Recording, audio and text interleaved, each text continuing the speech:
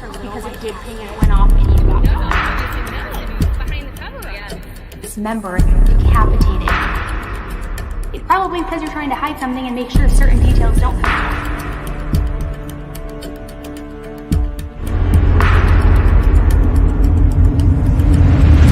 Tend to Life with Elise starts right now. Hey everybody, how's it going? I hope you can hear me okay. Let me know. I have the local news literally playing in one ear and myself playing in the other. So as soon as they go live with the press conference, I'll make this full screen and you'll be able to hear that completely. And then we're going to do a discussion afterward. I had mentioned earlier in the chat as well that Mike King from Profiling Evil, who has done tremendous work on this case and who has actually been credited in so many of the news articles that have come out. And I know he's going to be on the local news tonight and I believe Court TV. He's going to try and join us here right after the press conference and talk through the arrest, the charges, and what we know so much. So let me jump on over here. And I'm going to turn, just let me know if you can hear. Throw one in the chat if you can hear it, okay? Now, we know each shirt costs $27. You mentioned it. The entire proceeds will go 100% to these families. Tell us, do you have a goal amount you'd like to raise, and have you been pretty successful so far? I haven't seen the count in recent time, and we really didn't set a goal. Just as much as we could make, the more the better. Oh, good. So okay, I'm glad you guys can hear okay. And then we thought it's such a nice. So we're just waiting. It's supposed to start promptly at 3 p.m. So hopefully it begins here right on time. And then again, I will go ahead and make this full screen. I'm just going to peek over to see if maybe I have 3 networks going right now in my tabs. I'm just going to do a quick peek to see if maybe it has began somewhere else, but I would imagine they would interrupt this broadcast to do that. Thanks for your dedicated service to the Boulder community and really all of Colorado. Thank you so much. Now, if you are interested in purchasing a shirt to support and then also, let me just, we'll go over this after the press conference as well, where we will outline all of, I'm going to just mute this, where we will outline all of the charges and we're going to talk about those as well. A lot to go over, guys.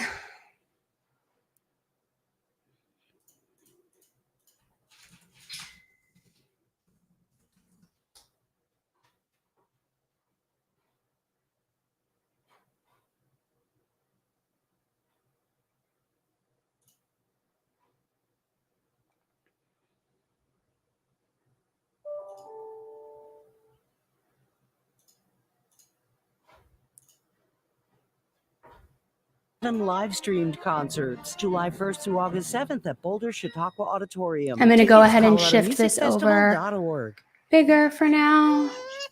And it looks like they're just waiting for them to come outside now. Let me show you. So this is baby. So it's like this. I'll get there. Oh, you're doing a great job, love. At JCPenney, we're showing mom love.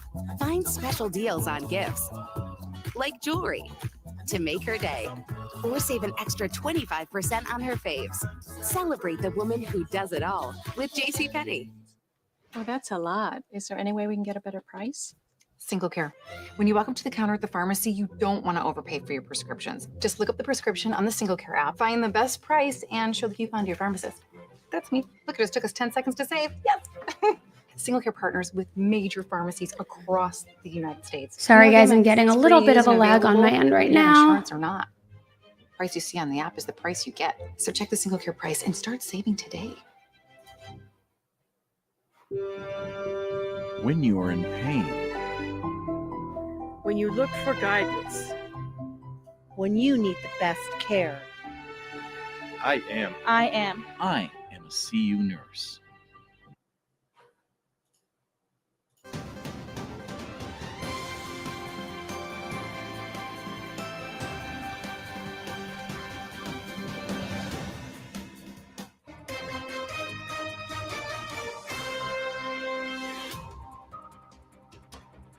They're still setting up on the press conference, so they should be starting here any minute.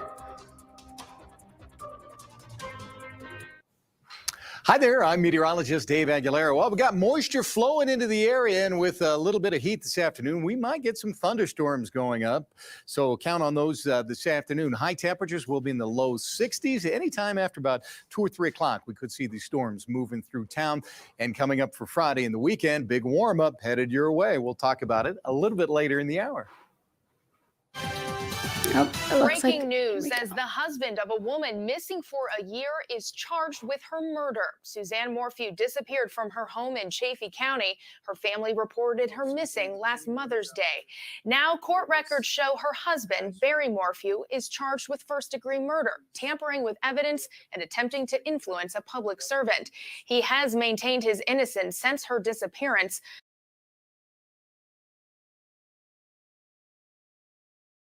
We're following breaking news on CBS in Denver. The husband of a missing woman is arrested for her murder. Suzanne Morphew was last seen leaving her home for a bike ride on Mother's Day 2020. Right now, Chaffee County deputies are providing an update on this case, so let's listen in. I have learned that Suzanne loved her 2 daughters, Mallory and Macy, deeply, and there was nothing she wouldn't do for them. I've also learned that Suzanne had a passion for life and lived it to its fullest. I've also learned that Suzanne was very easy to like and was cherished by her closest friends. I believe people like Suzanne are a rare find, and those who knew her were indeed very lucky. Today marks a major milestone in this investigation of Suzanne Morphew's disappearance. We are announcing that at 09:15 hours this morning, the Chaffee County Sheriff's Office arrested Suzanne Morphew's husband, Barry Morphew. He was taken into custody near his home in Poncha Springs. He was alone at the time of his arrest, and he was arrested without incident. Today marks the culmination of thousands of hours in this comprehensive investigative effort to locate the mother of 2 who went missing May 10th of 2020. More than 70 investigators from the Chaffee County Sheriff's Office, the Colorado Bureau of Investigation, the Federal Bureau of Investigation, and dozens of other local law enforcement agencies have provided their expertise on this case. We've executed more than 135 search warrants across Colorado. We've interviewed more than 400 individuals in multiple states. Our team has also investigated more than 1,400 tips generated from within and outside of law enforcement. In early April, the extensive work completed by our investigative team was presented to the 11th Judicial District Attorney's Office. In that multiple-hour presentation, we outlined all of the information and evidence we have taken in over the past 12 months. Following that meeting, the District Attorney's Office reviewed our case and information and solidified their decision to move forward on this case. Today is not the day for celebration, nor does it mark the end of this investigation. Rather, it's the next step in this very difficult yet very important journey as we seek justice for Suzanne and her family. I know how deeply this case has impacted our community over the past 12 months. Through multiple conversations I've had with our citizens across the county, one message was clear from everyone, and that's that they wanted answers and they wanted justice for Suzanne. Although I'm not able to offer specific details, I want to assure the community that every action our investigators took in the past year led to today's arrest. This arrest would not be possible without the assistance of our supporting law enforcement agencies, which include the Colorado Bureau of Investigation, the Federal Bureau of Investigation, and of course the 11th Judicial District Attorney, Linda Stanley, and members of her office. Before District Attorney Linda Stanley speaks, I want to extend my deep appreciation to our community for their support they've shown us for over the past year. While this has been a trying time for our citizens, I've seen our community rally around one another and our investigative team. I'd now like to introduce District Attorney Linda Stanley.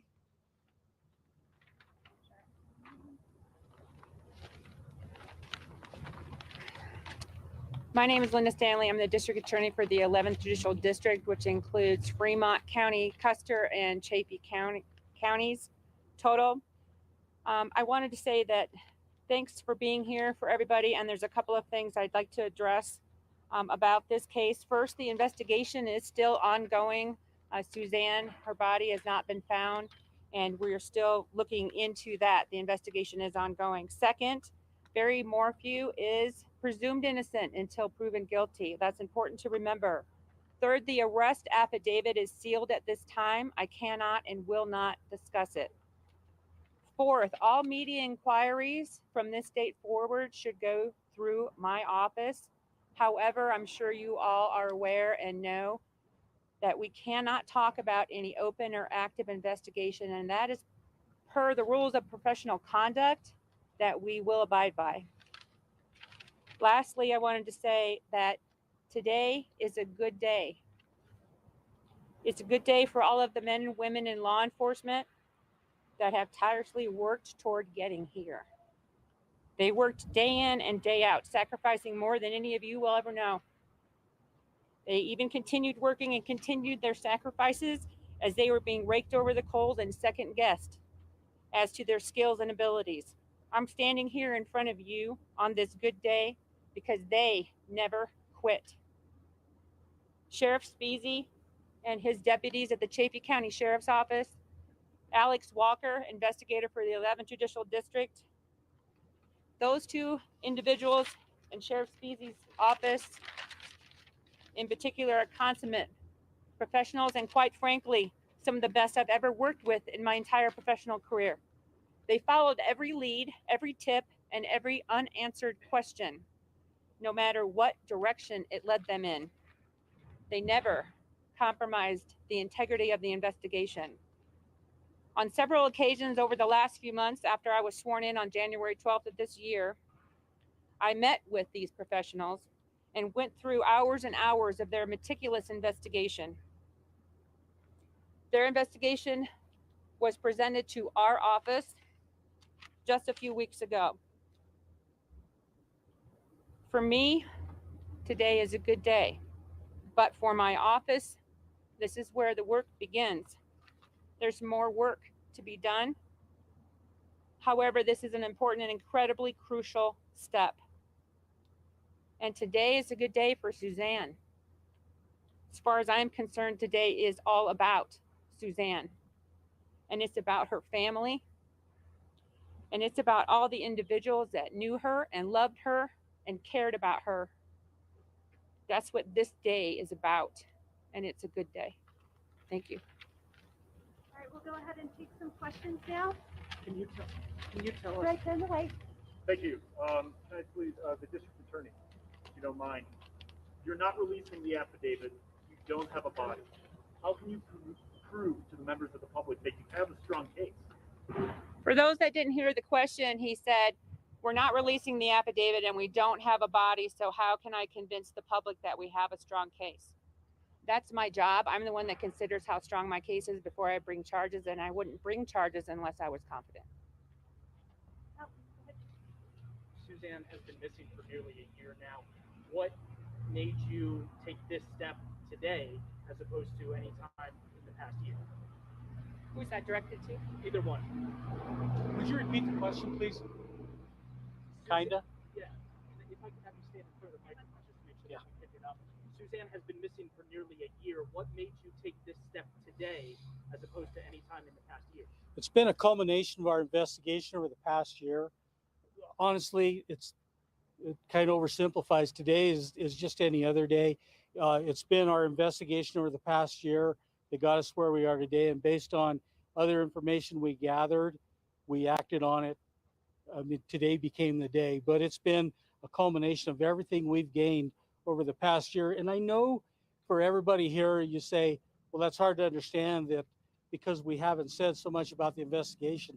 That's what's so important about this investigation that got us here today, is the amount of everything that's gone into this and what's brought us here, and the ability to remain silent and do the very best we can to put the best case forward. All of that led us to where we are today. This can also be for the sheriff. You made this arrest today, and you've been searching for Suzanne Morphew for a year. Is there any indication today that she is not alive anymore as your search continues? And repeat the question if you could. The question is if we'd been searching for her and we hadn't found her, and if there's any indication that she wasn't alive today. Is that correct? Well, we believe that she's not alive. We've filed first-degree murder charges, or we're in the process of filing first-degree murder charges. So our belief is Suzanne is not alive at this time. Sheriff Beatty, talk about how when you pressed charges today, when in your investigation did you know that she was no longer alive, and when did you change to, it was no longer a missing persons case that you were dealing with, it was now a homicide? You know, that's actually a really good question. I'm sorry. It's a good question in that it's not, the light bulb moment doesn't happen overnight. It's when you begin an investigation, you start collecting information, you gain more information, and as you go along, you continually assess what you're doing, and as time goes by, you start eliminating certain things and start bringing in other things, and as you progress, you go from one point to another, and you make realizations, and so your investigation is always, it never ends till it's over, if that makes sense, and you're constantly learning things, and so you go from what you believe here to what we present now, and so it's a process, and it's been a long process, been a very tedious process. Was there a date or a time? Black trench coat? Yeah, Jim Valley Boys. I know that District Attorney Sanders said the warrant is overall sealed. So could we let the public know what he's been charged with? You said first-degree murder. Anything else? Except for Jan, you're Jan, right? Yeah. That was in the early press release we put out. Did it not have the charge? I don't think it came out in the original. Okay. Did you read all the charges? I don't have them with me. Do you have them? Where's Alex? Yeah. We have the charges, and we'll go over those after this. The question was asking what the charges were. It was first-degree homicide. It was tampering with evidence and attempting to influence a public servant. Go ahead, right here. Yeah, sure.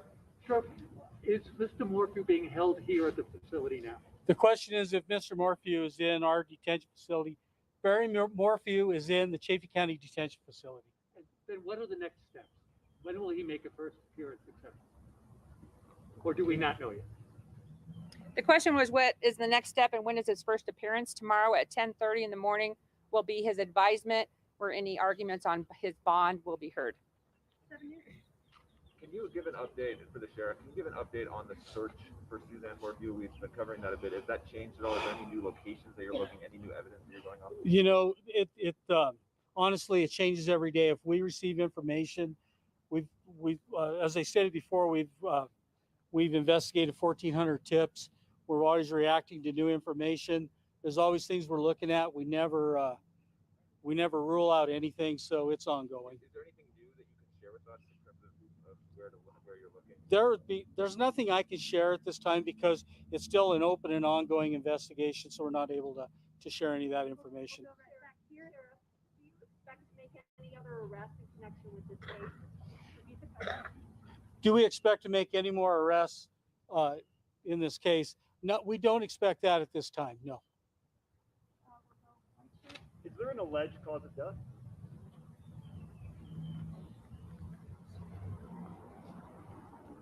An alleged cause of death. Oh.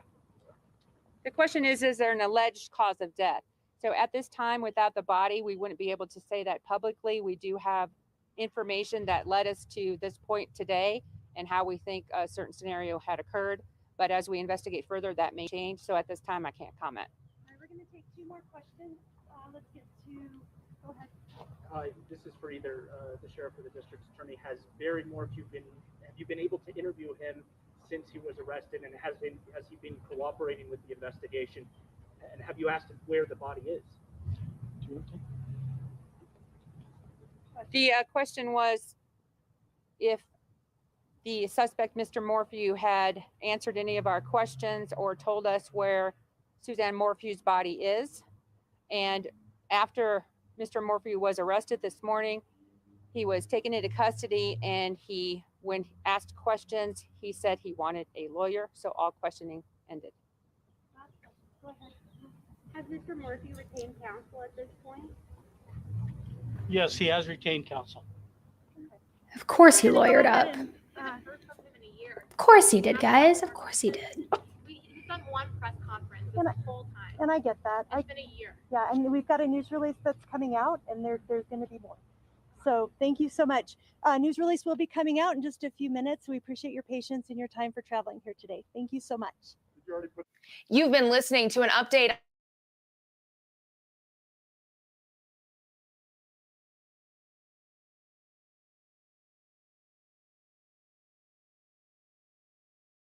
Sorry, I'm on mute. Okay, so stopped that really quick.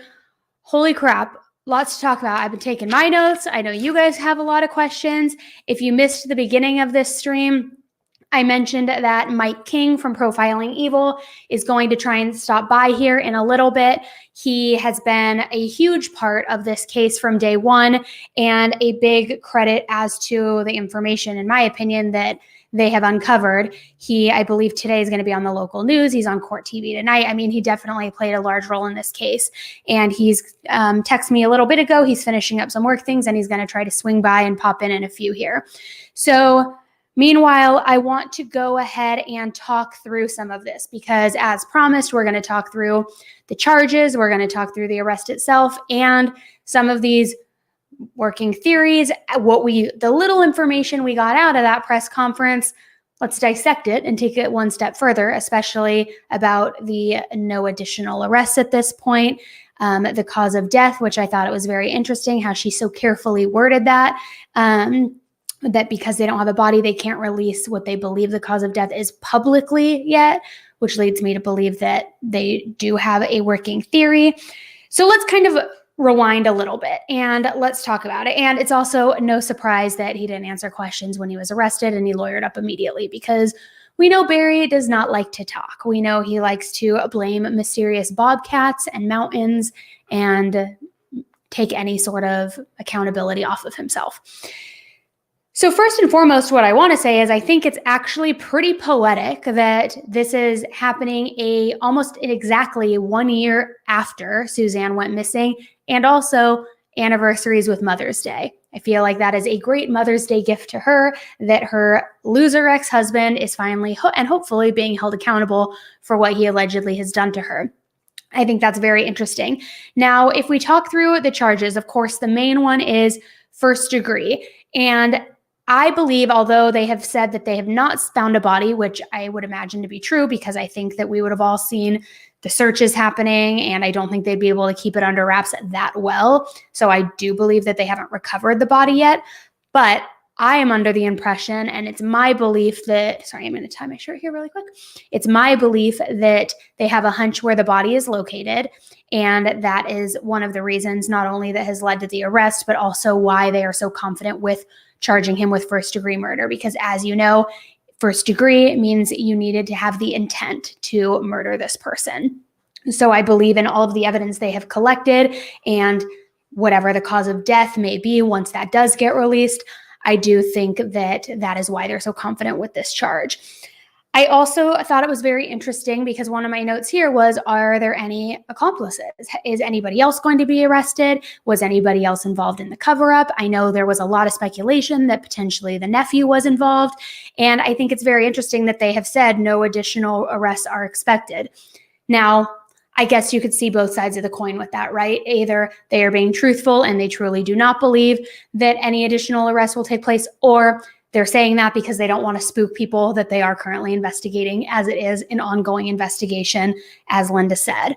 So I think there is a lot to kind of look at with both sides of that. Another thing that I wrote down here just before the press conference even got started is, in my mind, it started racing thinking about the bike on the mountain. Okay, so obviously Barry planted that. If he didn't have an accomplice, it was Barry who did that. So planted the bike. We all know the infamous chlorine smell in the hotel room. So did the crime occur in that hotel room?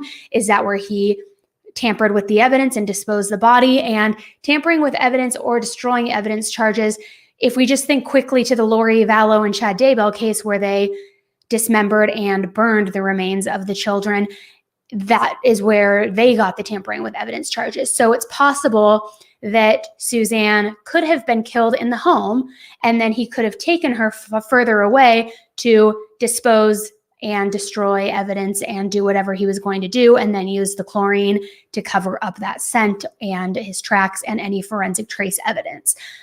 Also, once the house sold, we know he was very quickly to put that house up for sale. Was there additional evidence recovered? And I know that there had been tons of searches executed on that house, but was there anything possibly buried? We know you like that pun? Buried. We know he liked to use his bobcat, and we know that he was in the construction business and all of these things. So could more evidence have possibly been recovered after the sale of the house? Who knows? But if we think back to his alibi and the hotel, the chlorine, the missing tools for the project that he had his crew coming up for, his scatterbrain behavior and very suspicious behavior, it really hasn't looked good for Barry, good old Barry, since day one. As of now, it hasn't been released 100% what the bond is that they are asking for, or if they will try to fight it, or if they are going to try to hold him without bond. Now, my personal opinion is I would hope that they would try to hold him without bond, especially because of the first-degree charges, but we'll see what happens with that. I thought it was very interesting that Linda Stanley, the DA, had talked about how many search warrants were executed in this case. She said over 100, or I can't remember if it was her or the cop, but over 135 search warrants were executed, and that they crossed over multiple state lines to interview over 400 people as they gathered their information, which is very interesting because we know it's been a year now and they have cast a wide net. I wonder what the smoking gun was that actually led them to this true tip, because now, although they have said publicly that they have not recovered the body yet, they do have enough evidence and enough belief of the cause of death to go after him for first-degree murder, as well as the other charges, tampering with evidence and trying to bribe a public official, or whatever that was carefully worded. And I'll pull up his charge list here in a second, which I want to give a quick shout out here to Susan in Discord, because she is the one who sent that police document over. So thank you very much. And as always, join Discord if you want to talk cases when we're not here live. So we talked about it going full circle, no additional arrests, cause of death, evidence. I know that some people, and I know that in the press conference that she said, I want to remind the public that he is innocent until proven guilty, because it is, of course, so easily for the public to get consumed by this information and, throw the cuffs on him and say he's 100% guilty. Guys, he's 100% guilty, right? I mean, in my opinion, he's 100% guilty. But I get it. She has to say that because he hasn't gone to trial yet and he hasn't been officially found guilty. I also think that it's a possibility, and I saw some of you guys in the chat earlier saying this, that the daughters could have possibly come forward with some information, whether it be truly evidence that they had, whether they heard something, whether there was just odd behavior. It'll be very interesting once the daughters come forward with a public statement to see what their thoughts are on this. And it truly is just unfortunate, because as guilty as we may think that Barry is, they now are in a position where in just under a year, they have essentially lost both parents. And that is heartbreaking, regardless what age they are, because they are early college students. Now, I see a lot of you guys are going crazy about the innocent comment. Yes, correct. So let's talk a little bit about, and I don't want to get too crazy over here with theories and speculation and like all these conspiracy theories, but I do want to talk a little bit about what you guys think and what you believe happened based on the behavior of selling the house, the hotel room, the drive back, all of these things, because it's my gut belief, and tell me what you think in the chat, that something happened to Suzanne that evening at her home. Because remember, he was spotted in Salida with that sandwich shop with her, and at approximately 4 p.m. that night of when she went missing, or early evening, I should say. I have to go back and brush up on that, but I'm almost positive it was 4 p.m. So they were in town, then went back. I believe they probably went back to the house. Something happened, and then he threw her in the truck, or his work truck, or whatever that vehicle was, went to this hotel, and then that's where he executed this master plan. Then he calls his crew to come in to take over the job that they were supposed to do, although they didn't have any of the proper tools left behind from Barry to execute that job. And when they arrived, the place smelled like chlorine. There were wet towels everywhere. On the phone, his behavior was super erratic and sketched out. And then we know that he came up with this wild story about a bobcat getting to her on the mountain bike and all of these things. It just doesn't look good. So I believe that there were 2 points involved in this. And again, that's just my personal belief. I believe that the home was the scene of the crime, and I believe the scene of the cover-up took place at that hotel. But I would love to know what you guys think. Sarah, yes, that is what I have been saying literally since day one, almost a year ago. I have been saying he is the bobcat, and it was a metaphor, and he was describing himself so that he could pass any sort of, not lie detectors, but any sort of interviews and say it with conviction that if he kept referencing this bobcat over and over, which I believe the bobcat did play a role, but I believe it was the machine bobcat, not the animal bobcat, I think he's the bobcat. We all know Casey Anthony and OJ did it too. Absolutely.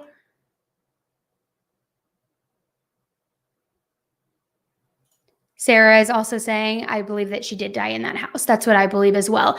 Now, and the reason I also believe that there were 2 points in the crime is because we haven't heard of any reason as to why she would have gone to a hotel room with Barry that evening far away near a job site after they were spotted in town, especially because she was allegedly going to go for this bike ride on Mother's Day morning. But also the fact that he was so quick to unload that house off of his hands and to sell it and get rid of it, that makes me believe that he wanted to distance himself either from evidence if it was left behind, but even if there wasn't evidence left behind, I believe that he wanted to distance himself from the memory of it, because I would imagine that as evil as a person as you may be, although some people, I guess, as I think about it, keep trophies and are sick and twisted that way, I would imagine being in that house would torment him if the crime did take place in that house. And I believe that's why he tried to offload it so quickly. That's just my opinion.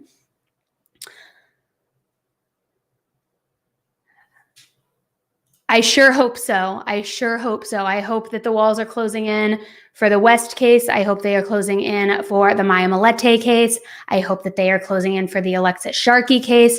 I hope this is just a prelude of what's to come in all of these other unsolved cases that we have.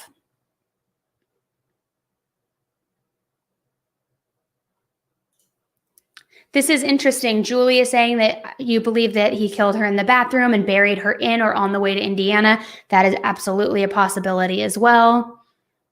A few of you guys are saying you believe she's buried in Indiana. And that would make sense too in regards to, remember in this press conference, they mentioned how they crossed state lines to interview over 400 people. Did their investigation, I'm sure it did, take them to Indiana?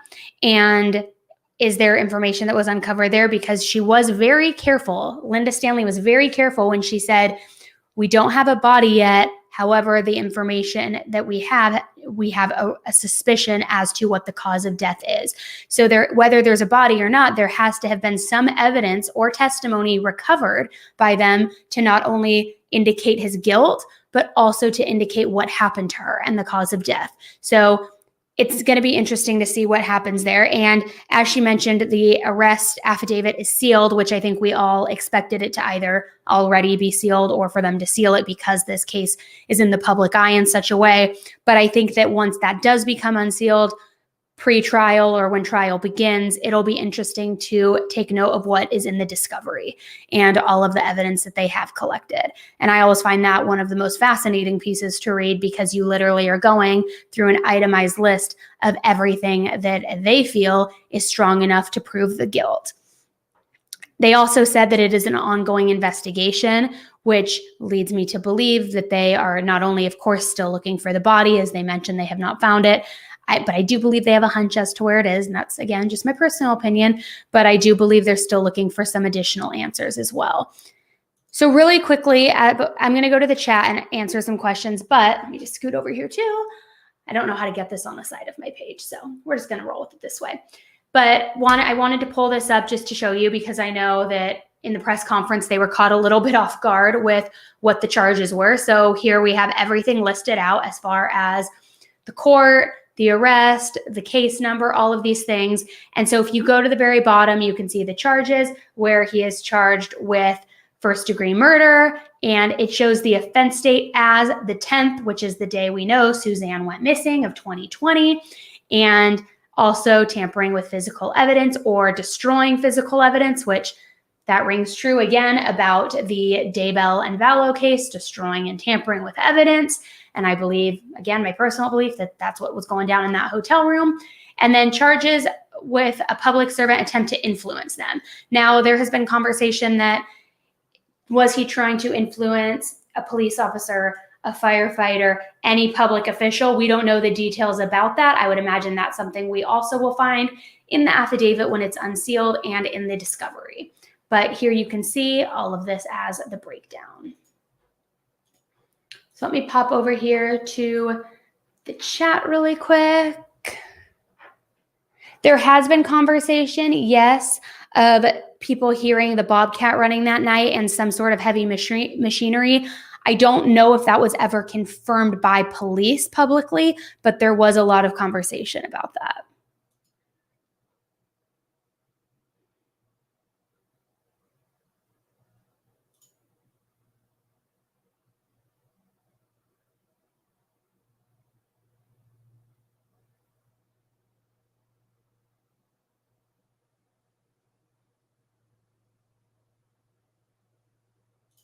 Crystal, I think this is interesting. You're saying that you used to believe that it happened in the home, but you have since changed your mind. Can you let us know? You know what? Here's what I'm going to do too. I'm going to open up panel.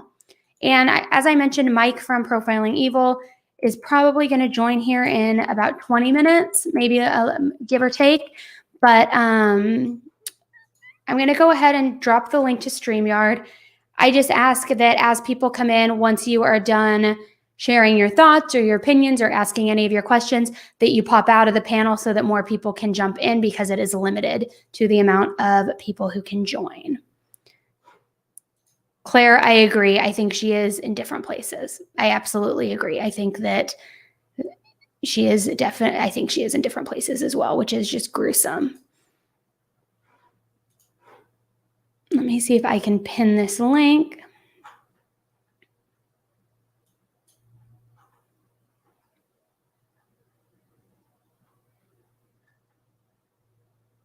Oh my gosh, the chat's going so fast, I can't even find the link that I just dropped. Oh, here we go. Okay, let me pin this.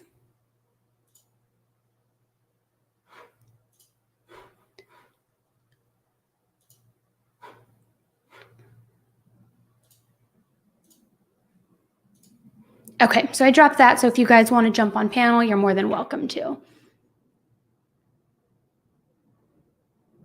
And I see a couple questions here about if Morgan was involved at all. And if you remember, Morgan was the alleged mistress, and I don't believe she was a mistress, and she came forward with a pretty strong statement countering that. But I know that there's a lot of people who still believe that maybe she was. I personally do not. I'm not of that opinion.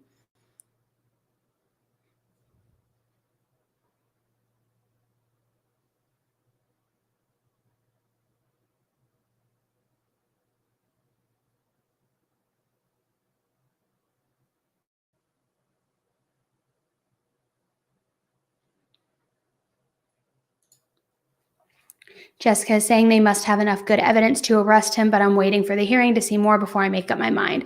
I feel like he is most likely guilty, though. Absolutely. And I know everybody always does harp on innocent until proven guilty. I do want to say, and I know I have made this clear, it is my belief that they do have enough evidence for a guilty verdict, which is why they went so strongly after first-degree murder. And tampering with evidence or intent to destroy evidence, because they had to have received some evidence indicating that he tried to destroy evidence or tamper with evidence. They wouldn't just pull that charge out of a hat. Yes, I see a lot of conversation about the coolers missing, and that red flag, absolutely, 100%.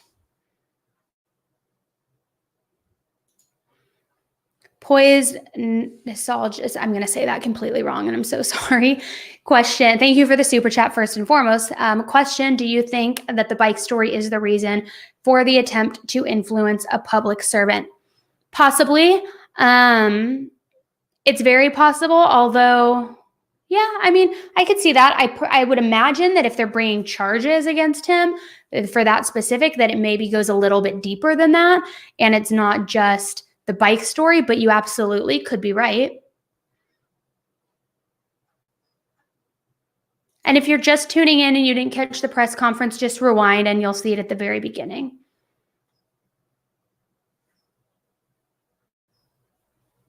Thank you so much, Elizabeth. I appreciate it. Yes, it was my birthday yesterday. And the glow is not the pregnancy glow, it's sweat, although I am pregnant and huge. And that's why I have, you can't see, I have like French fries literally next to me. Okay, let's see. Blue eyes, 100%.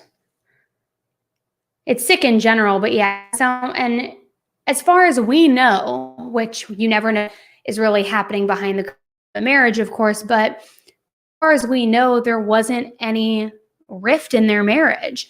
So is to be a mistress that comes out? Who knows?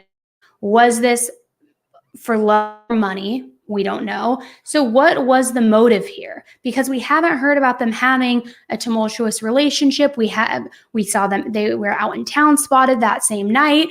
So what was the motive here? Could it have been money? His business was crumbling. That's why he wanted to sell the house. I don't know. What do you guys think? Throw it in the chat.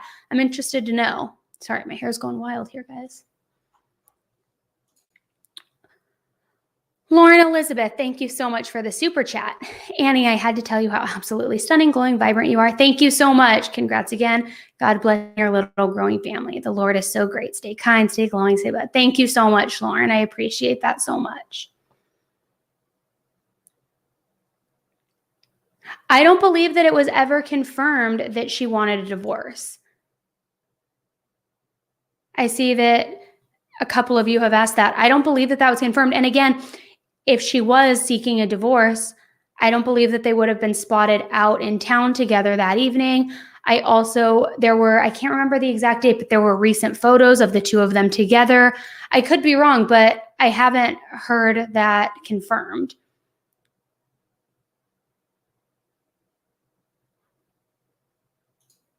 A lot of you guys are saying greed.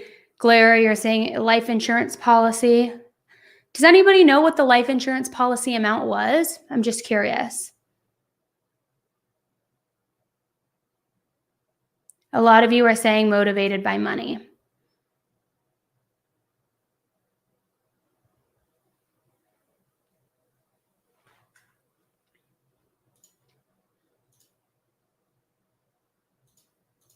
Mariah, they mentioned more was coming. Will you have access to the new press release?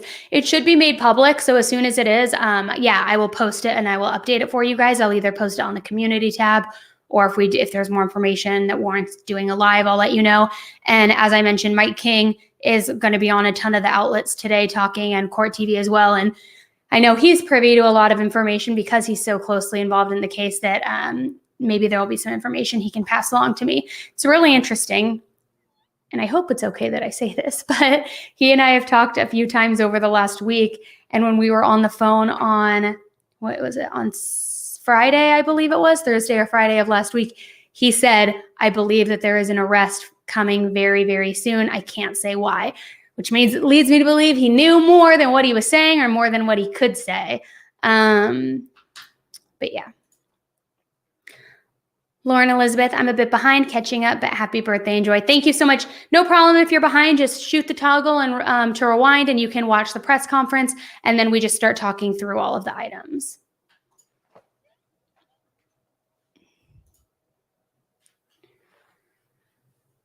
A couple of you guys are saying money and hidden affair.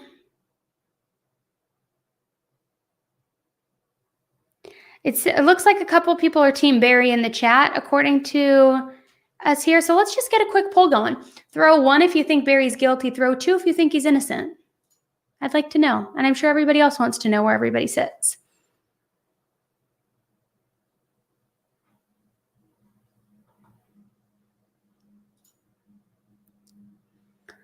Christian is saying that Chris says there is evidence Barry has 2 girlfriends and money was always very important for Barry. Now, were those girlfriends prior to Suzanne going missing, or he does in fact have two, or were those girlfriends post Suzanne going missing? Ooh, lots of ones here. So I don't know that the chat is necessarily...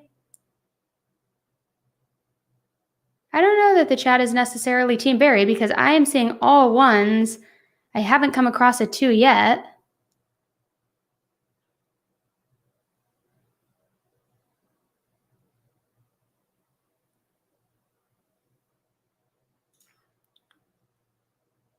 Really? Why do you think that, Glare? Why do you think he has a good chance of getting off? I'm interested to know. Debbie Sears, thank you so much for the super sticker. I just love that it's like poetic justice, right? It's like about a year later. It's Mother's Day. Oh, sorry, Jenny. I know I have the chat on slow-mo because it can get a little wild quickly. So sorry. I think that lets you send one message every minute.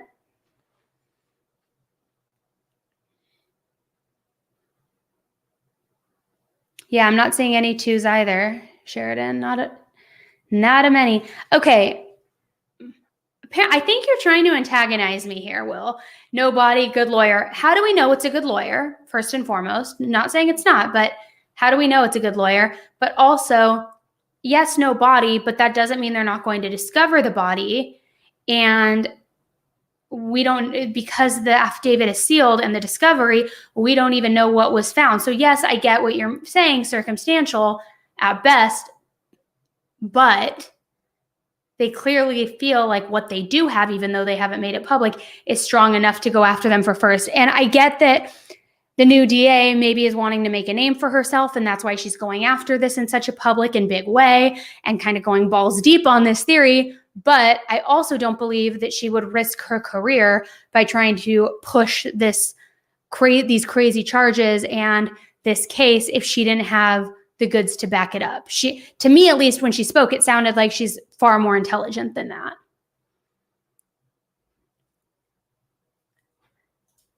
Agate, that's what I'm thinking too, that she's not going to stick her neck out like that, especially when she's brand new over there. And, because then if it doesn't stick, she's going to look like the fool who jumped the gun, and then it's going to make her less credible going forward if she tries to bring charges against somebody else in any case. That's my opinion, at least.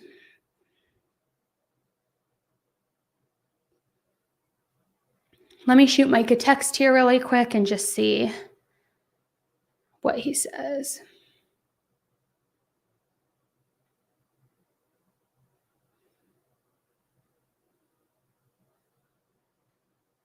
If not today, though, I'll be joining him live either on his channel or my channel, and then within the next few days. That's my dog.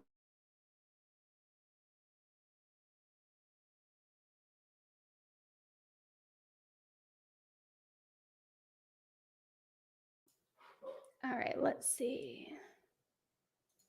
Lindsay, this is a great point. They could have found one part of the body and technically they didn't find the whole thing. Who knows? I'm going to pull up the charges here one more time for you guys. 1 second. So sorry.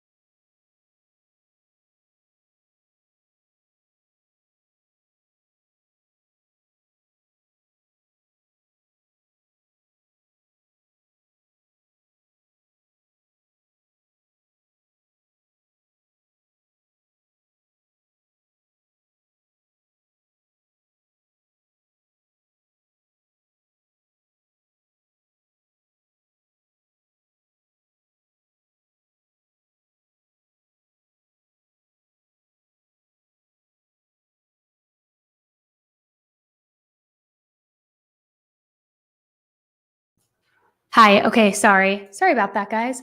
I turned my mic off, but I don't know if you could hear me, but I have somebody here who is helping us fix the house because the movers caused a lot of damage back in August. Anyways, okay. Oh, here we go. All right. We have somebody who wanted to join the stream. Hello, Entrepreneurs. How are you?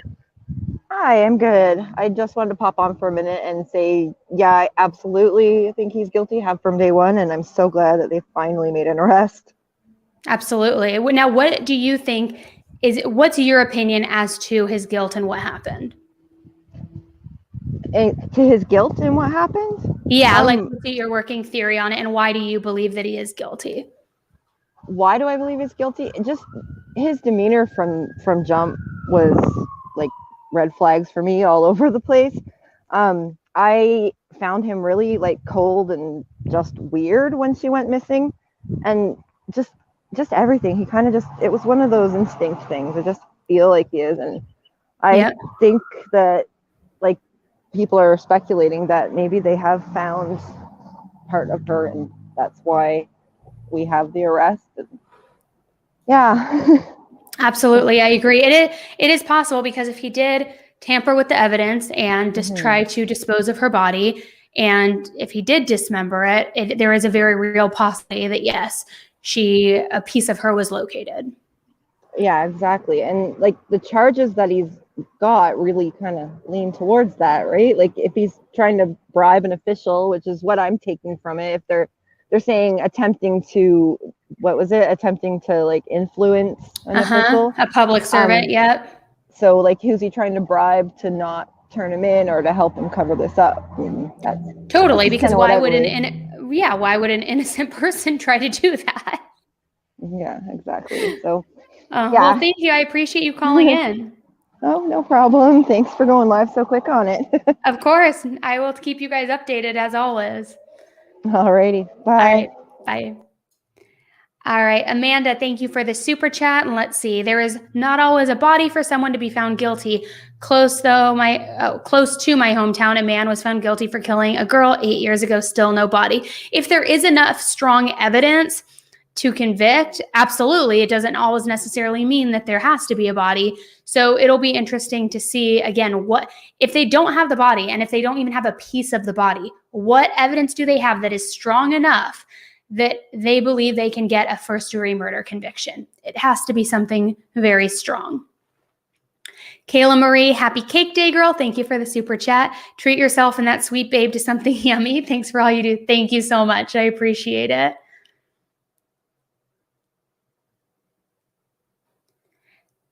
Mile, this isn't always the case, though. It isn't always as clear-cut as no body, no case, but you're right. Bribery, if somebody is innocent, and anybody who has a different opinion, please feel free to call in, throw it in the chat, whatever you want to do that makes you comfortable. But why would, and maybe this is a question even for you, Will, why would an innocent person try to lie to a public official or a public servant and then be charged with that? If he were innocent, why would an innocent person do that? Just think on that for a minute. And if you have a reason, please tell me.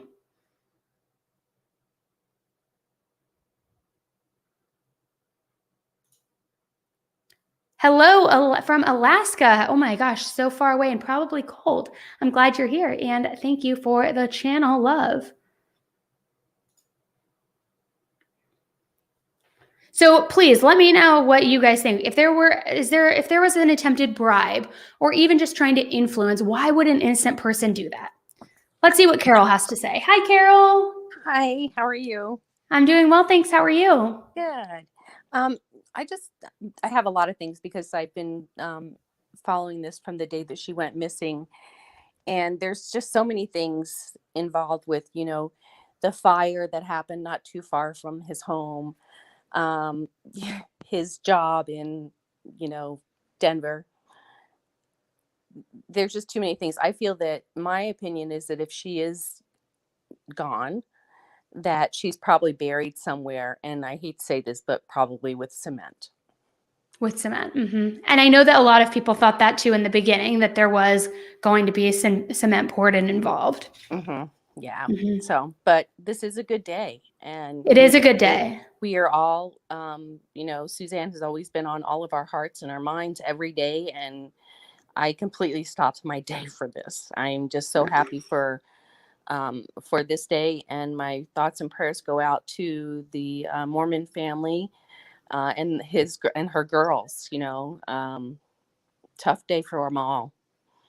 Absolutely. At least, like you said, though, it's tough of a day as it is. It is a good day in the sense that we are one step closer to getting justice for Suzanne. And so that's as hard as it is to stomach it and get through it, at least we are one step closer. That is correct. And thank you for bringing this out there. And of course, happy belated birthday. Thank you so much. And thank you for calling in. Certainly. Have a good day. Right. You too. Bye-bye. Let's see here. Let me go back over to the...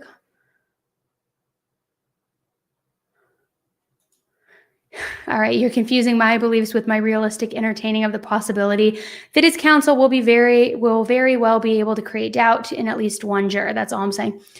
I'm here to confuse your beliefs because I'm challenging all of your beliefs. I'm challenging them all.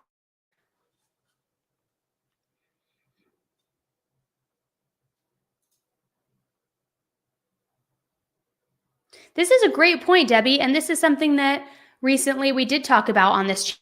They don't have a body for Kristen Smart either. All it would take is some burn fragments or soil contaminated with decomposition or something small added to the other evidence that they may have. 100%. And we know that they're going after that in such a big way because they, again, believe that the murder took place in that dorm room and that that he is responsible, which that case is just equally tragic. Let me see if, hold on, Mike just texted me. He said he can in 5 to 10 minutes. Okay, hold on, which was 10 minutes ago. I'm going to email it to you now. Okay, let me email him this link. 1 second, guys. And Mike will join us from Profiling Evil.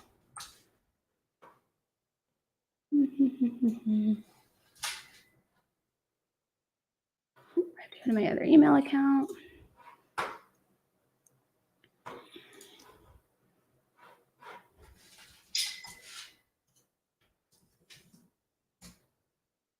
All right, just sent it to him.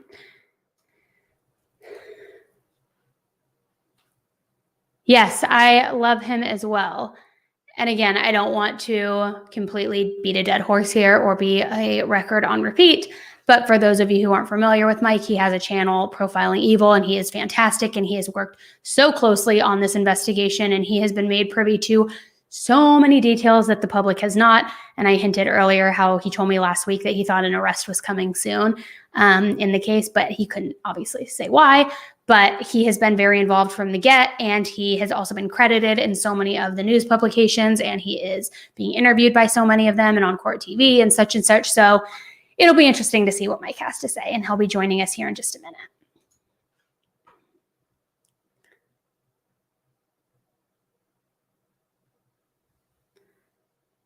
It looks like everybody's kind of going after Mile here for why. Oh, this is interesting, Leah. I hadn't heard that Suzanne's friend also said Barry sold all of her clothes. That's very interesting. Which again, it's just that level of detachment. And at that point, if you're offloading the house, the clothing, if he has a new girlfriend and you're offloading the emotions, and I get it, everybody grieves and moves on in different speeds. But in my opinion, you don't believe that person's coming back, and you don't believe that person's coming back into your life. And if you don't believe that, why don't you believe that? Is it because you know they're not coming back?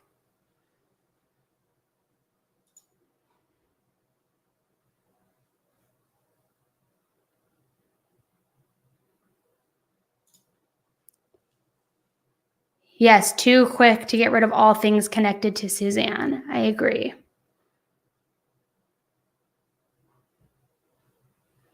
Let's see here.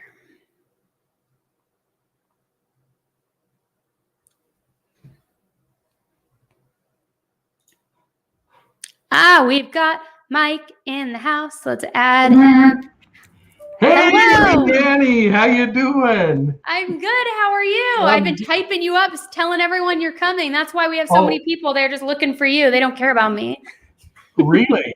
Well, I care about you, and I'm thrilled. I switched computers because I just finished recording something at work, and it's still loading. But I have to look at something real quick because I look like an idiot here. I look like I'm 8 years old sitting at the kitchen table. So let's see if I can actually fix that.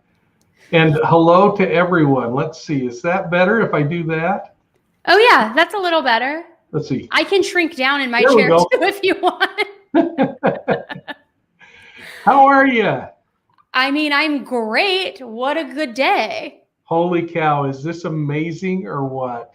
And I said earlier, and I hope it was okay that I said this, but I was like, I was on the phone with Mike last Thursday, and he said he thought an arrest was coming soon, but he couldn't tell me why. He knows more than he's sharing. I know. Isn't that something?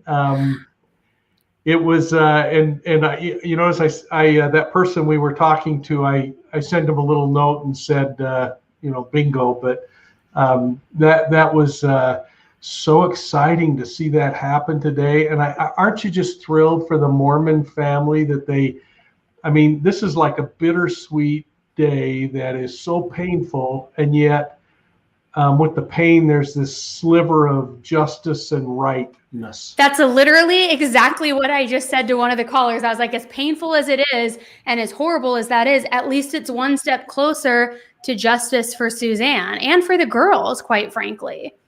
Yeah, and boy, don't you feel sorry for those two daughters trying to figure out what on earth happened to their universe all of a sudden. I know, just in one clean swoop, they lost both parents in under a year. It's horrible. Yeah. Horrible. So Did you, what's in your sense as you listened to the press conference? So I was going to ask you, I assume you listened in, correct? No, we fired it up so that I could hear the recording, but I have my day job, so I had to actually be in a meeting.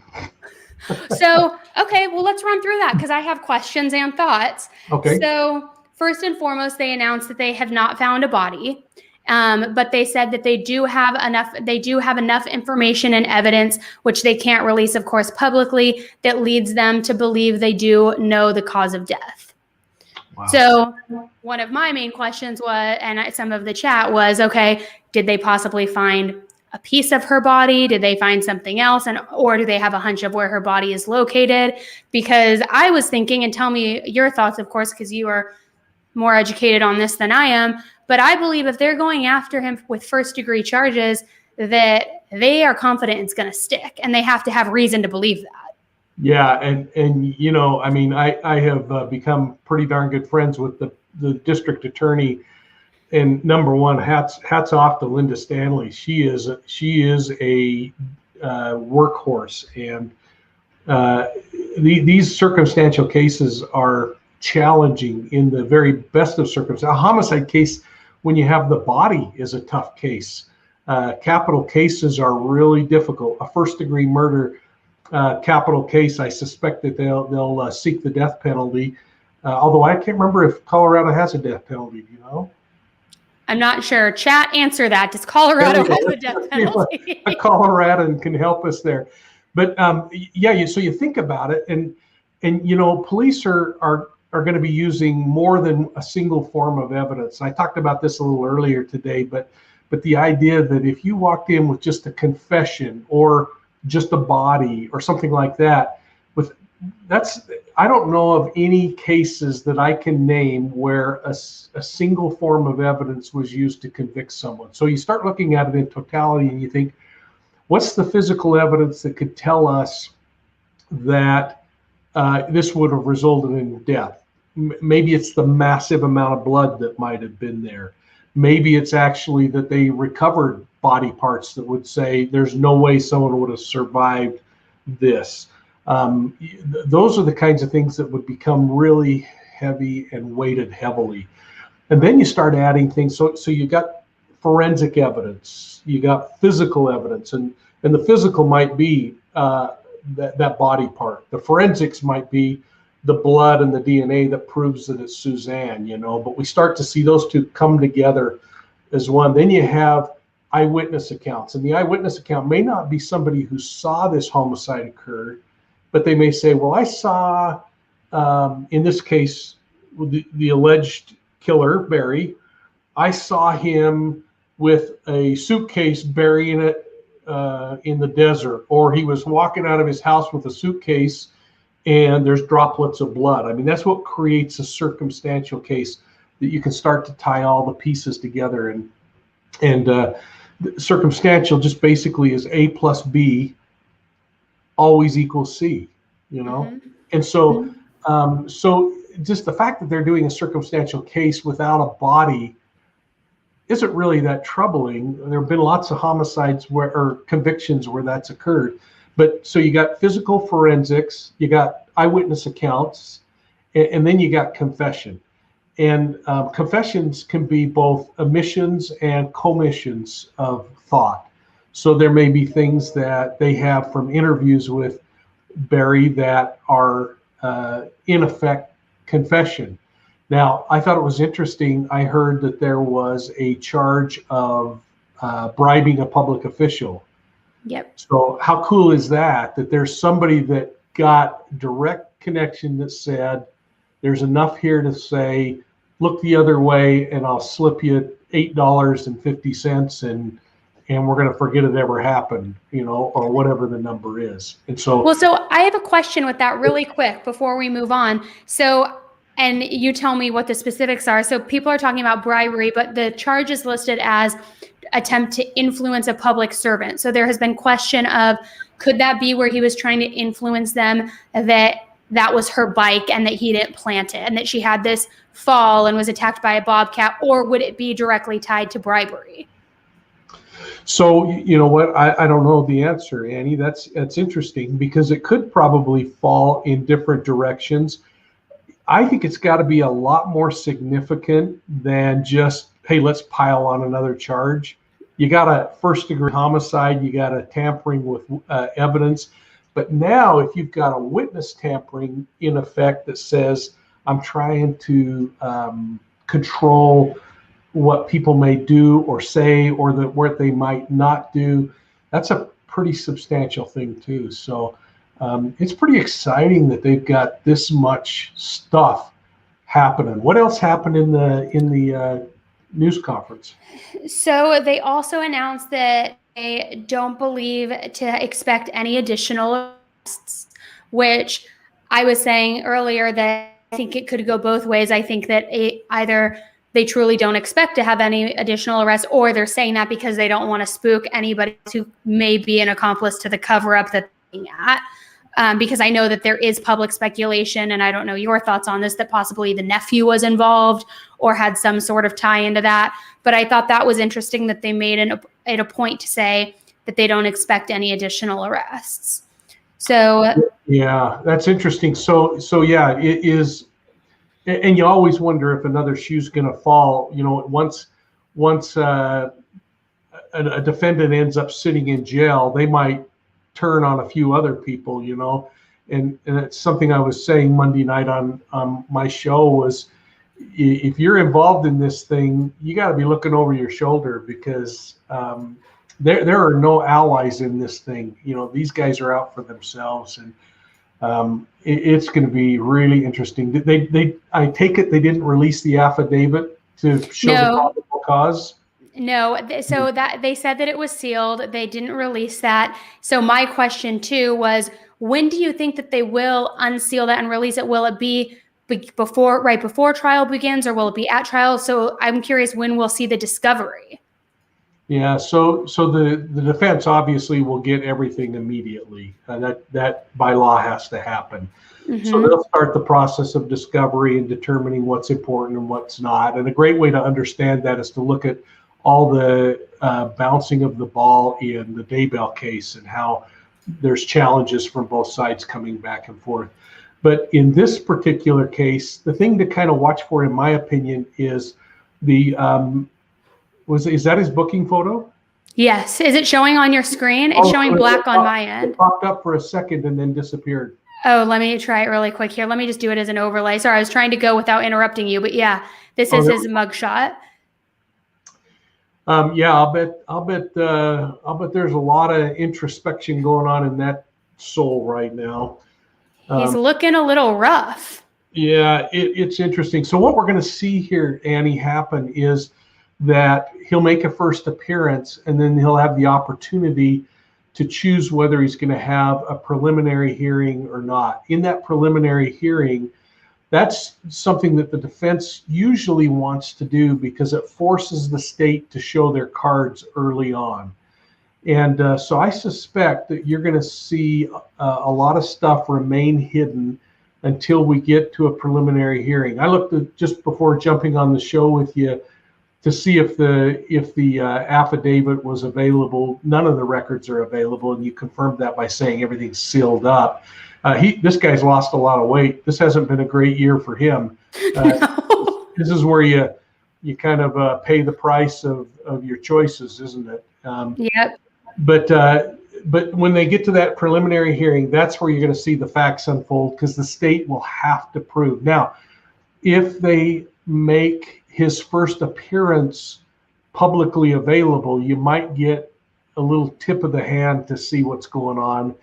And I think, just because of the nature of human beings, we're going to get little trickles of information now for some time. But that prelim will be the first chance to hear what the real evidence is.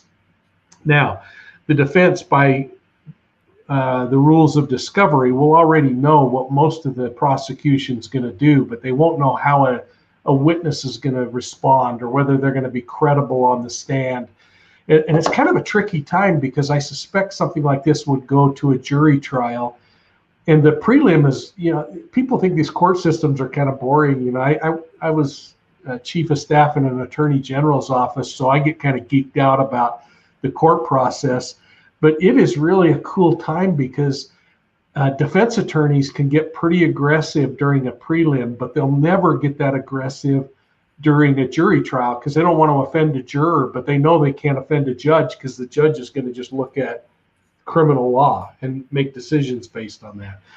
So, you kind of have this half feeling of, if they pass the prelim, I don't know that that's in favor of Barry. If they did, I think they'll go to a prelim. Now, what's your thoughts regarding bail? Do you think that they're going to hold him without bail? Do you think that they are going to allow bond? What are you thinking is going to happen with that in that regard? So I suspect the bail is incredibly high. Keep in mind that he's got $600,000+ sitting in the bank right now. So, he's got some collateral that he could put up against that. It's going to be interesting to see. He can claim hardship in some cases and say, oh, I've only got, $800,000 in the bank, and the bail's at $2 million. You got to reduce it down to something that I can afford. And folks, I'll just keep talking. It looks like Annie's off for a second, but me, it's like put a nickel in the monkey and he'll keep talking. So sorry, my camera does this stupid auto shut off. Well, I really enjoy hanging out with you, Annie. It's fun. But Me anyway, too. that's my thought. Is there going to? He might argue, oh, I'm in bad shape because the bail is higher than I could ever afford. And frankly, the defense will argue, we need this defendant available so we can prepare his defense and get him to court. And hopefully what the court will do is look at this guy and say, he's got no home. He's got $800,000 to $1 million sitting in a bank account somewhere. He likes hunting and fishing in Mexico, and I don't know if you caught my little jab last week when I was going over the foundation, but oh no, please say that. I just was examining the foundation and the dates that it was created, and I actually reached out to all of the organizations named in the foundation in Zambia and in Mexico. I reached out to the Zambian police department through an association that I have, and nobody had heard of the foundation. But I did find 2 really cool big game hunting locations in both locations. And I thought, you got 3 years of taxes that didn't show up on the foundation, a really easy way to bury some money. But and Pun that's intended. bad use of words, but to bury the money. So I don't know. And I wanted to ask you too. So I have all my notes here from the press conference and then just from before. Now, something they had announced is that they had executed over 135 search warrants, and that also they had crossed state lines, multiple state lines, and interviewed over 400 people. So, which I don't think that's very surprising because we know he was traveling and there was Indiana and then even just upwards to Denver in the same state. But I'm curious, is 135 search warrants a lot in a case like this or no? Well, they've had a year to do that, and you need to do a search warrant to get cell phone records. You need to do so those numbers could add up pretty quickly, but that's still a lot. But you know what that is, Annie, is for everyone who has complained for a year that nothing's happening, it's proof that law enforcement was working their tail off around the clock trying to put this case together. And I hope that we're giving them the proper amount of recognition for that.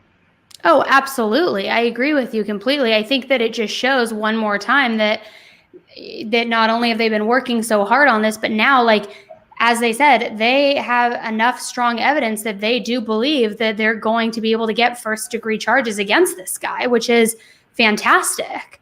Because everybody's been worried that it's going to go cold. I know. Isn't this like so cool that they were able to throw it all together, glue the pieces? The Mormon family, I've had some conversation today. I can't imagine how horribly bad they feel with this little twinge of good. And I liked Lauren Scharf's article with Melinda, where she just talked about the fact that they still have strong feelings about Barry, but it sounds like he killed her sister.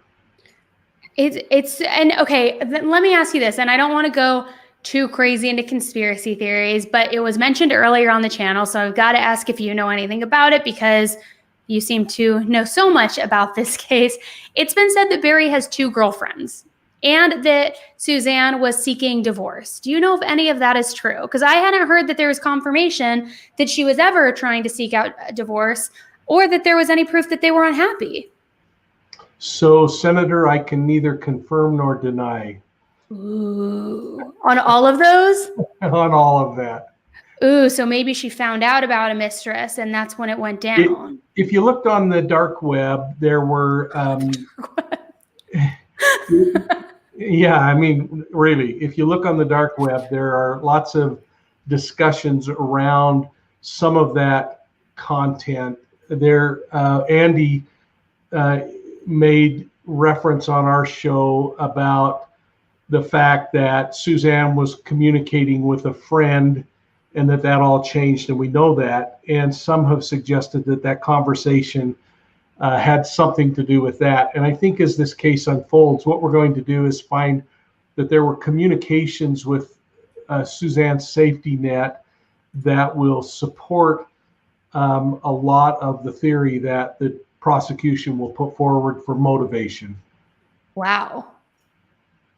I'm interested to see what all of that comes out. I can't wait for the discovery to be released and for the affidavit to become unsealed, because I feel like it's going to not only answer so many questions, but also it probably is going to pose a lot of questions, I'm guessing. Yeah. Let's see. Backpack is saying, and thank you for the super chat, Jay for Justice showed a video. She said it was randomly sent to her last week. It was a man pulling up on Barry driving a Bobcat and said, "So that's the Bobcat you killed her with?" ? And he was like a deer in the headlights. You need to see it because I'm not 100%. Are you familiar with that video? Yeah, I am. It went out to a few YouTubers, and it's an individual who's it's kind of just something that goes against my grain a little bit, and the thing I keep talking about that I don't want it to get me in trouble, but I've talked about public CSI, crowdsourced intelligence versus crowdsourced investigation. And I maybe it's because I have so much faith in law enforcement that I don't think they need us doing their job, but they do need us sharing information and intel that we get. And we saw with the West Boys, and you and I have talked about the West Boys, how certain families were really harassed by different people wanting to get something to put on YouTube or other places. And this is just where I kind of think we step a little bit over the line on just being decent human beings. And you know, what if, for instance, the Wests, what if Annie, when this thing is said and done, that Trezell and Jacqueline didn't kill their kids? They've already been condemned by most of the world. We've already had so many people that don't know those two tear apart the interviews and say exactly what was going on. Holy cow. I mean, I've known you for a long time, but I can't tell when your nose is twitching or you got a dry eye, whether you're having a bad day or you got allergies, you know? Yeah. And yet we just spout off all this knowledge that we have. Of course, here I am spouting off my knowledge. So I don't know. No, I agree, because it's almost as though the public has their pitchforks out and they're ready to go after these people. And I mean, I'm not going to be hypocritical here and say that I don't do that myself. Like from day one, I have thought that Barry was involved and guilty, and I haven't really made that a secret. Similar to the West case, I do believe the parents are involved. But to your point, when these cases are in the public eye in such a way, it definitely is a little bit reckless, and it creates a lot of turmoil for the families who very well could be innocent. You're right. Absolutely. But it's just like, if you're innocent, don't have shady behavior. That's all I'm asking. So this is really a challenge, isn't it? And this is something that I fought as an investigator with my entire career, is my emotion steps in and says, I'd never do that to my kids, so how could somebody else? They're a crook, they're a criminal, they're an evil. Or I'd say, I'd never lie, or I'd be out looking and pounding on every door. But when we start putting our own personality and our own life experiences into others, and then damning them based on who we are, I think what we do is we lose the ability to reason. And, you know, you've heard me say this before. I always quote Sherlock Holmes. I don't know why I'm goofy and old, I guess, but Sherlock Holmes, Sir Arthur Conan Doyle said over and over again, it's a capital mistake to theorize before you have the facts, because insensibly you will spend all of your time twisting the facts to meet your theory, rather than allowing the facts to unfold and help you develop a theory. And I think we're all guilty of it. We all have the gut that says, that's not right. There's, you know, the spidey senses, whatever you want to call it, that tell us.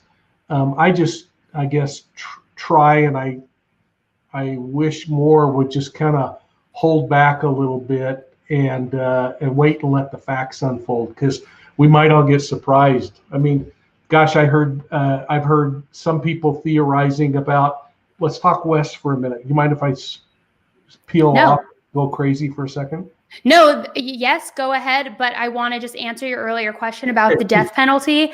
And because I just looked it up, and because I didn't see the answer in the chat, but I may have missed it. And this makes me very angry. But capital punishment was abolished in Colorado in 2020. I mean, can they, so, okay, like, can't they like retrofit this into that because the crime took place in 2020? Like, that is crazy. But yes, okay, go ahead and go crazy on the West case. On that topic, you know, Utah passed a law this year that says that if you are convicted on a circumstantial case where the body isn't recovered, there is no possibility of parole unless you help police find the body. And then it can be considered after a mandatory period of time.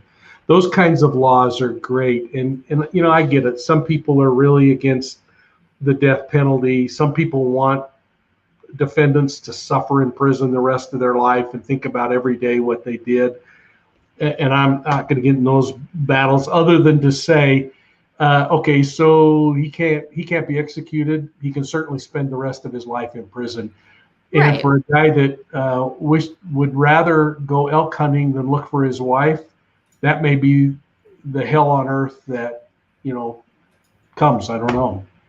Well, absolutely. And who's to say that his time in prison is going to be pleasant in itself. You know, I always have said, for me personally, if I ever were to commit a crime and be charged, get found guilty, all of these things, I personally would want the death penalty because I don't think that I could mentally survive in prison the rest of my life. So maybe he's of the same mentality and prison really would be the torture for him.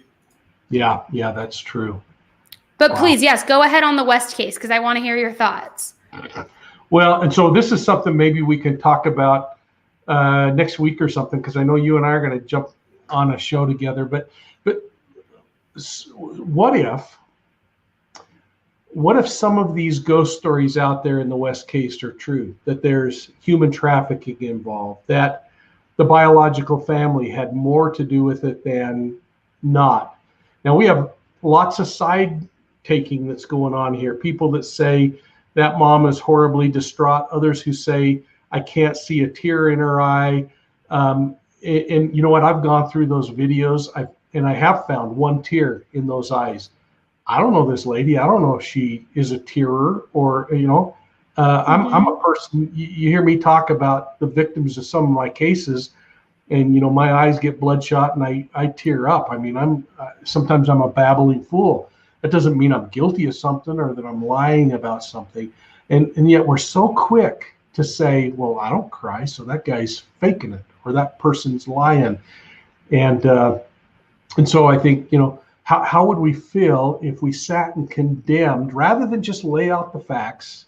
Because, I mean, this chat is full of really smart people that can make independent decisions. And I always look at the folks that listen to us, Annie, as potential jurors. And I think my job isn't to do anything more than present facts in a way that intelligent people could say, that makes pretty good sense to me.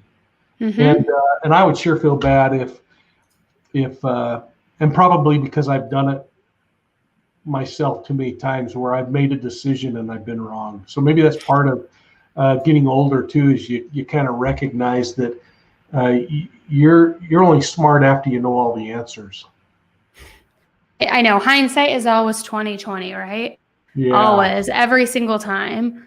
I see a couple people are asking again for the mugshot, so I'm just going to share that really quick here on my screen just so that we have that. So if they don't find a body, first, I guess my question is, do you suspect they will? But if they don't, how tough is it going to be to get that first-degree conviction? And I know we talked earlier about all of the different pieces of evidence that go into it, such as physical evidence, forensic evidence, eyewitness testimony. I don't want to be naive here, but I believe that if they are ballsy enough to go out and confident enough to charge him with this to begin with, that they've got to believe it's going to stick with whatever information they have collected thus far. Yeah, I mean, you're not gonna go to a ball game with a brand new heavy bat if you haven't swung it and you feel pretty confident that it's going to hit a ball for you. So I guess I would say that as I've come to know DA Stanley,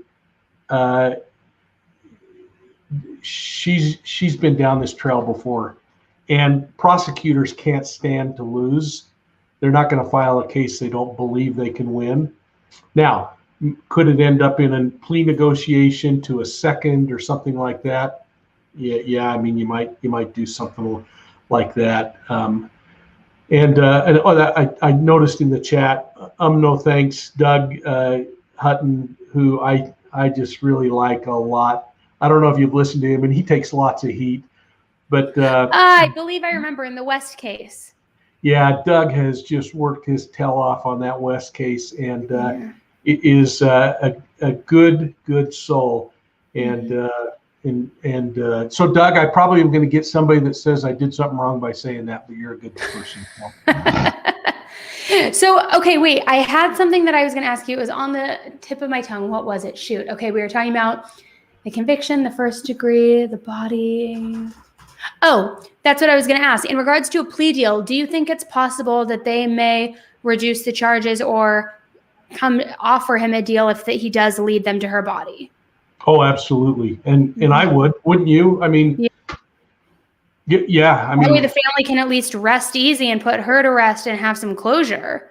yeah. But the prosecutor has to think about the family and everyone else. Yeah, we want our pound of flesh. We want for this decision someone to pay a huge price, but that family deserves to have their mom buried, and I can't imagine that they didn't factor all that into their thinking here. Yeah. Mm-hmm. Absolutely. Thank you, Denise. We love you back. I'm speaking for Mike, but we love you back. Denise. All right. I could probably put on my glasses. Oh, so you can read the chat. Yeah. Oh man. Well, Julie's saying we should consider doing a podcast together. You know what? I have begged Annie to come on my show. So knowing that you're publicly shaming her, Julie, is very helpful. Hey, I have been on your show, and we got something in the works, guys. Just relax. Just relax. Oh my gosh. Okay, let me see. Let me go on my list and see. Did all your people see? Can you show that? I want to see that 100,000 subscriber plaque that you have most humbly been showing off. Oh, it's behind you. Okay. It's behind me. I just put it right here. It's just on the screen. So yeah, folks, just remember, Profiling Evil. You can sub there and help the schlackies get moving along. So. Oh my gosh, you're gonna be there in no time. We got a question from Louisiana Girl, and thank you for the super chat. Do you think the DA overcharged anticipating a plea deal? So Louisiana Girl, my thought, and Annie, I kind of cut you off. Do you want my thought? No, I do want your thoughts. Okay. My thought is, number one, you got to walk into a judge in that first appearance and present enough evidence that your charge could stand, and that the judge would say there's reasonable doubt, or I can agree with this. And so no, I don't think they overcharged by any kind of wild idea. I think that they went in with what they thought they could prove, what they think they can prove, and my opinion is that they would be obviously wise to consider negotiations of some kind in order to get Suzanne's body recovered and to avoid having to put the family through a trial. Because I mean, short of police officers or people that are really into this, do we really want to know what happened to that gal? I mean, no, that's a great point, which I have two things to say about that. Another piece of this, do you think this could be something like we may see in the Daybell Vallow case, in which more charges get layered on later? That's my first question. And then second, I was just going to make a point to mention that in the press conference too, which is really no surprise, that when Barry was arrested and brought in for questioning, he immediately lawyered up and didn't answer any questions. Yeah. And, which is to be expected. Yeah, a lot of suspects do that, and a lot of people that are not guilty do that because the criminal justice system is a pretty unforgiving, mean system. And folks, as much as I'd hate it if I were the investigator, if you ever are questioned, get a lawyer first before you answer questions, because nobody's going to protect your rights in the police station like your lawyer would protect them. Mm-hmm. But that said, the Daybells, I think it's a little different kind of a situation. So Louisiana Girl, I absolutely believe they think they can prove, and they're charging what they can walk in and look at a judge in the eye and say, here's the evidence.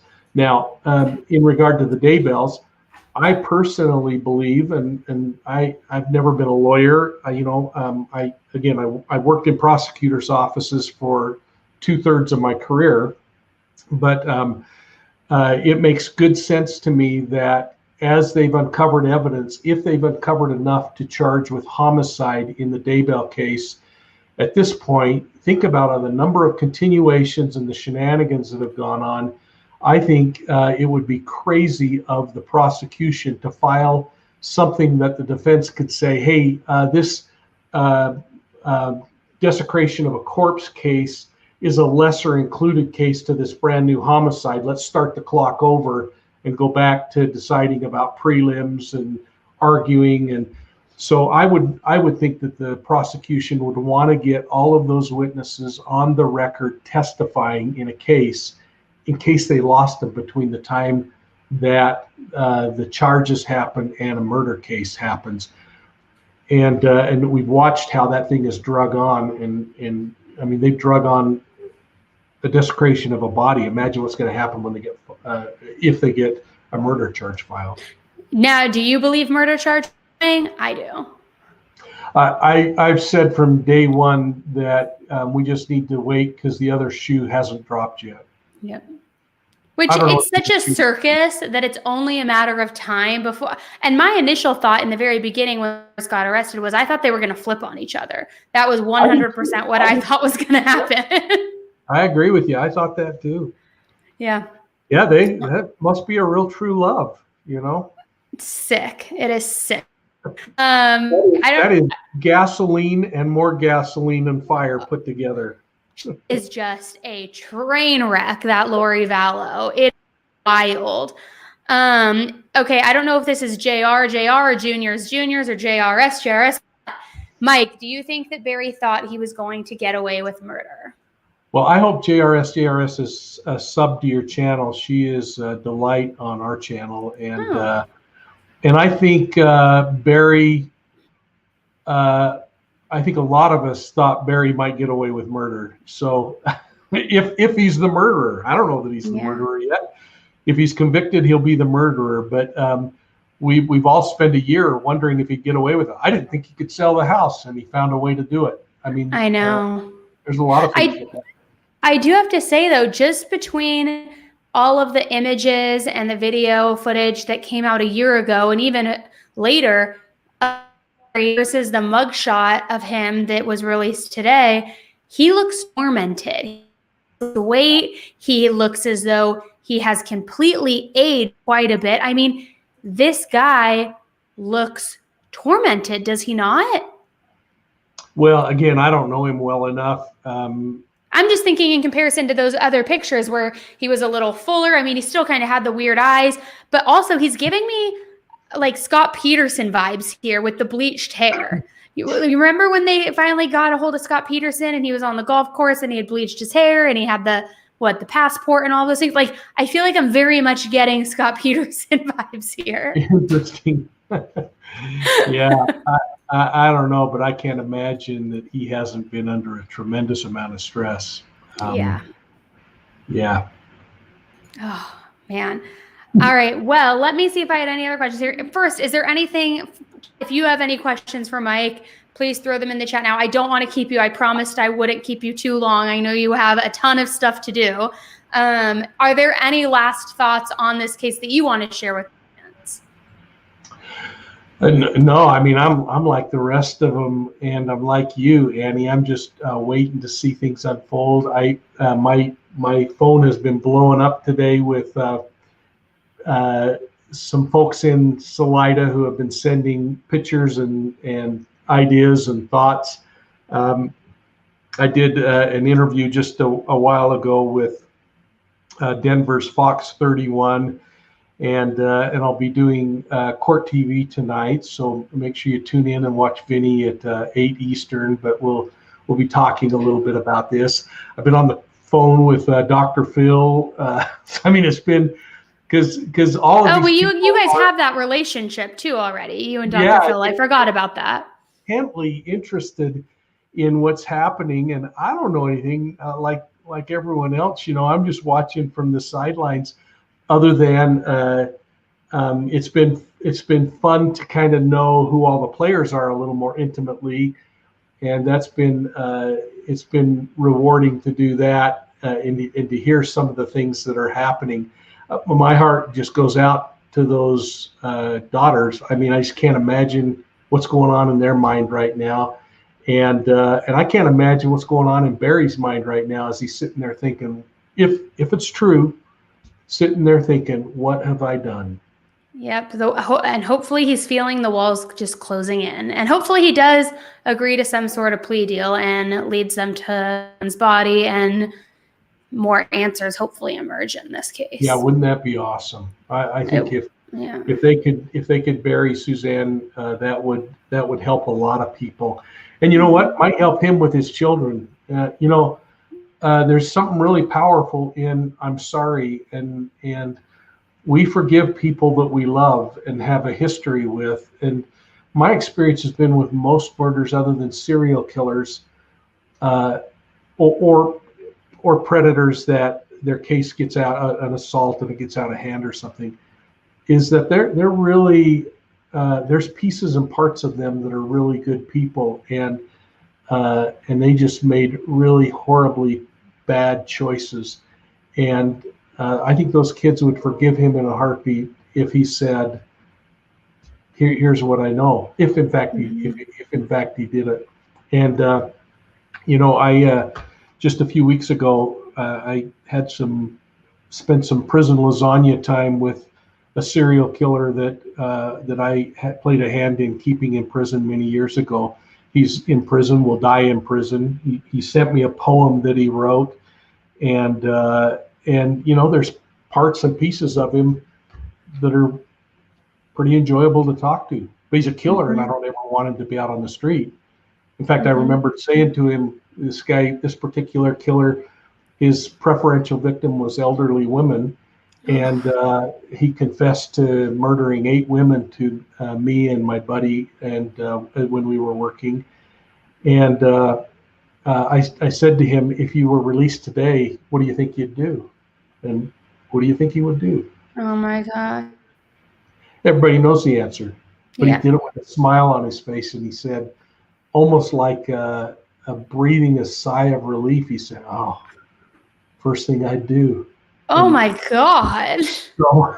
So welcome to the wacky world. But there are parts of him when you sit down that you think, that's why you see on these shows and documentaries when they talk to the neighbor of a serial killer that they say, nicest guy I ever met. Was always Totally never would have suspected them. Yeah.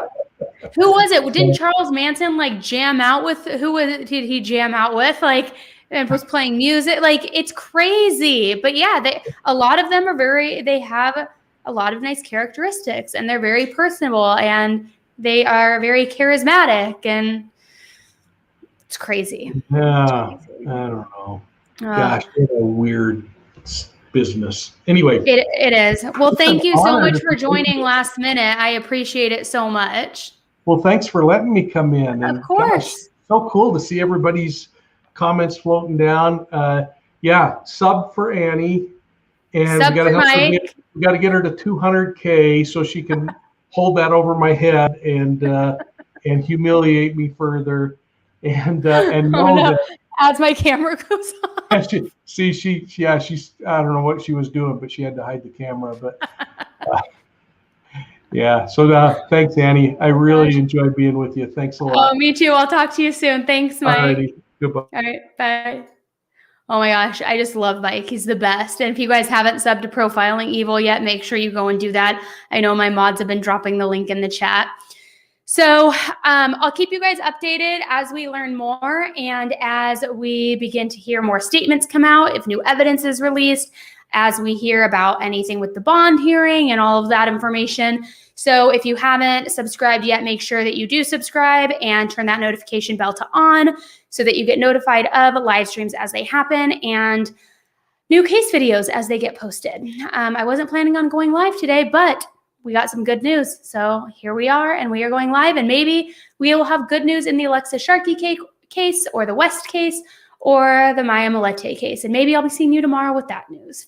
We can only hope. Fingers crossed. Thanks again, guys, for joining me today. I appreciate it. Don't forget to share this link out there where you can and give this video a like, and I will see you soon. All right. Bye, guys.